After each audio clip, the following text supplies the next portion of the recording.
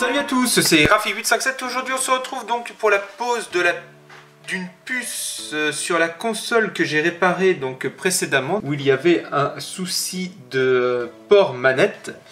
Et donc je vous avais dit, eh bien, si vous êtes d'accord, que je ferai une vidéo donc sur la pose de la puce, d'une puce, pour lire donc les jeux import et les jeux gravés donc sur la console. Alors là nous voici avec ma PS1 en fait de test, puisque c'est grâce à elle, regardez, j'ai enlevé le capot, voilà. C'est grâce à cette console que je teste en fait le flash à chaque fois des puces que je veux monter dans différentes consoles. Grâce au montage que j'avais fait qui permettait de poser en fait la puce sur un support qu'on appelle un support lire, et donc on peut enlever à tout moment, comme là, ce que je vais faire là. Toc, voilà. Et donc là je vais tester maintenant cette puce que je viens à l'instant de flasher pour voir si elle reconnaît bien les jeux gravés. Donc là je vais mettre le jeu Ape Escape en version gravée, et si elle le lit, c'est que la puce a été correctement flashée. Donc là c'est parti. Donc je peux vous montrer l'écran en même temps. Et donc là, on peut voir que la console a très bien lu le jeu. Donc là, on est toujours sur le logo PlayStation. Voilà, toc. Donc la console a très bien lu le jeu gravé, donc Ape Escape, qui est une version donc US. NTSC, c'est pour ça que le jeu est en noir et blanc. Tout simplement. Voilà, donc on va couper. Bien, donc nous voici maintenant sur la carte mère de la console que je vais pucer, donc la 5502, qui est une carte mère PU18. Et donc on va utiliser du fil Kinnar, comme celui-ci, vous savez, le fil très fin. Alors on peut utiliser tout type de fil hein, sur les PS1, franchement ça gêne en rien. Voilà, donc j'ai préparé la puce, hein, j'ai étiré les pattes, voilà, pour que je puisse poser ça par exemple ici, voilà, sur un chip. Hop, je pose la puce sur un chip, comme ça au moins elle est bien camouflée, elle est bien posée, on va dire. Donc là, ce qu'on va faire dans un premier temps, c'est que on va la préparer, cette puce. Toc. Donc on va prendre des longueurs de Kinnar assez grandes, hein, malgré qu'il n'y ait pas besoin, je pense, d'une grande longueur à chaque fois. Tac. Donc là, nous, on va la monter en mode fantôme, en mode stealth. Comme ça, la puce ne sera jamais reconnue par aucun des jeux. Et donc, pour qu'elle soit en stealth, il faut connecter 7 fils. Dans un premier temps, on va couper le surplus de pattes. Parce que franchement, on n'a pas besoin vraiment des pattes, vu qu'on a vu que la puce était fonctionnelle. Plus besoin de la mettre dans un programmateur. Donc on peut couper tout ça.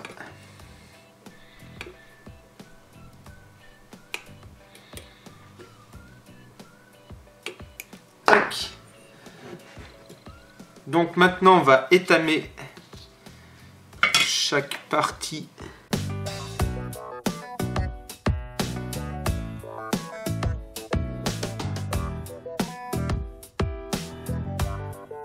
Voilà. Et on va mettre du fil sur chacune des pattes.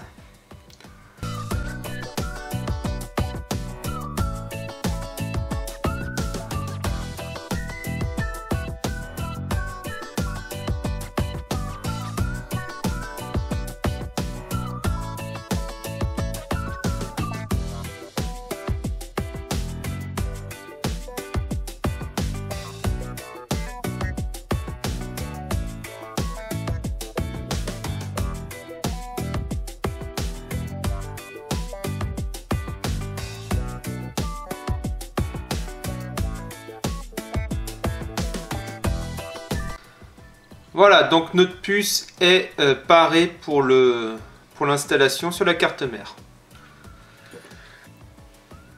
Nous y voilà, donc nous voici à l'endroit où la puce, donc ça va être dans toute cette zone.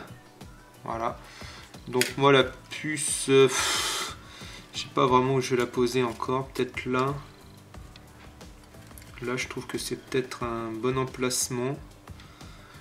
Ouais, je pense que c'est pas trop mal. Donc ce que je vais faire, je vais mettre du scotch double face. Ici.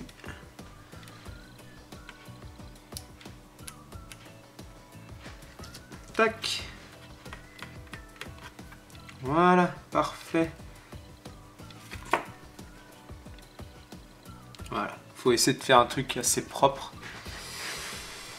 Tac. Alors, donc, premier fil.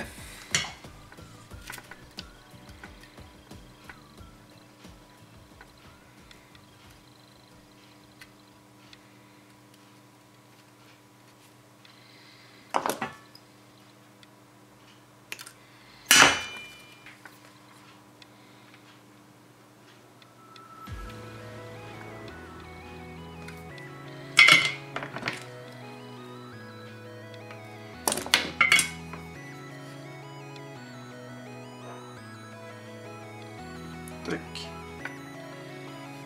Fil numéro 1, ça c'est bon. Fil numéro 3, il va exactement ici.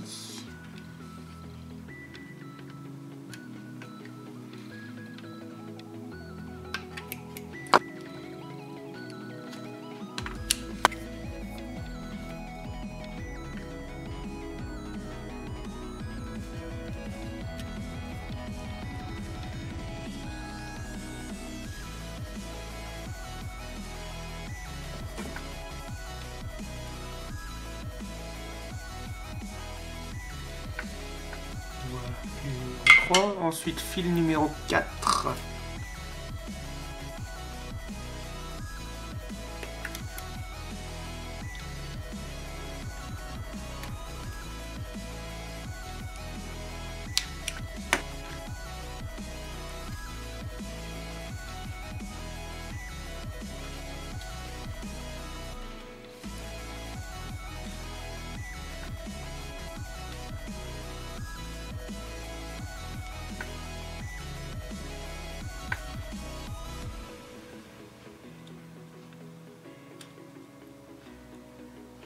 Tac, fil numéro 4. Ensuite, fil numéro 5.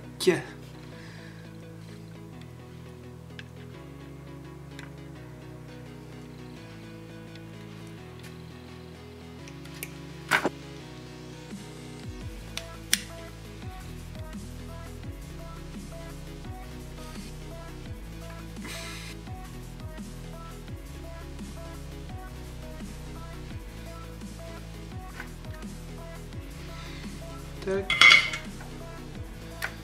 Fil numéro 6.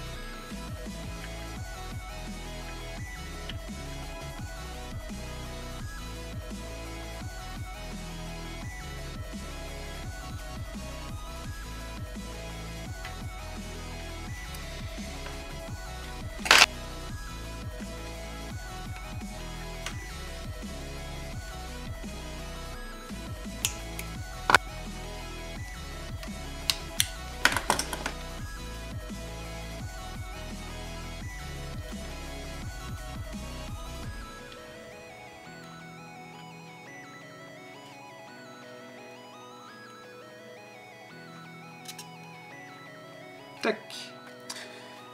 Donc, comme vous pouvez le remarquer, la soudure est terminée. Bien, donc nous voici avec la console fraîchement pucée.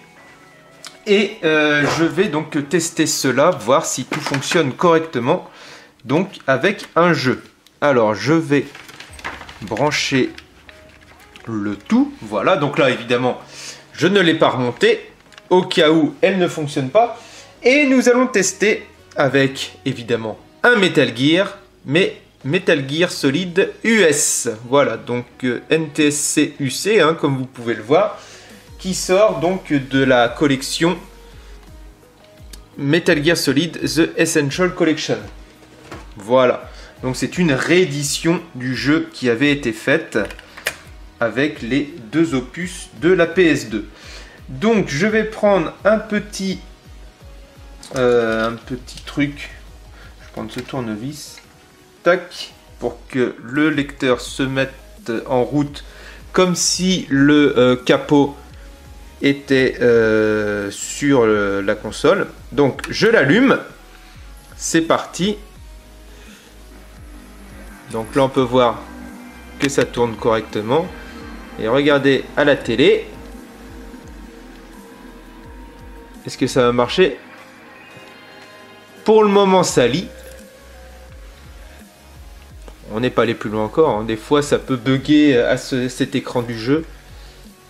J'ai vu quelques puces, hein, qui faisaient ça, donc c'est pour ça que je vous le dis. Bon, là on entend que le jeu a l'air de tourner correctement. Et voilà, nous y sommes. Donc Konami, alors c'est normal que vous ayez l'image en couleur puisque je me sers du câble RGB officiel de la console. Et donc il n'y a que en RGB que vous pourrez avoir les couleurs si vous passez un jeu import ou un jeu gravé import. Voilà, parce que les jeux gravés PAL passeront en couleur avec de l'RCA classique. Par contre, les jeux US, qu'ils soient originaux ou gravés, pour que vous les ayez en couleur, il vous faudra impérativement un câble RGB. De même pour tout ce qui est japonais, évidemment. Voire ailleurs, enfin, tout ce qui a une région autre que PAL, évidemment. Voilà, bon, bah alors ça a l'air de fonctionner, donc c'est parfait. Voilà, donc j'espère que la pose de la puce vous aura plu. Et puis sur ce, eh bien, je vous dis à la prochaine. Ciao!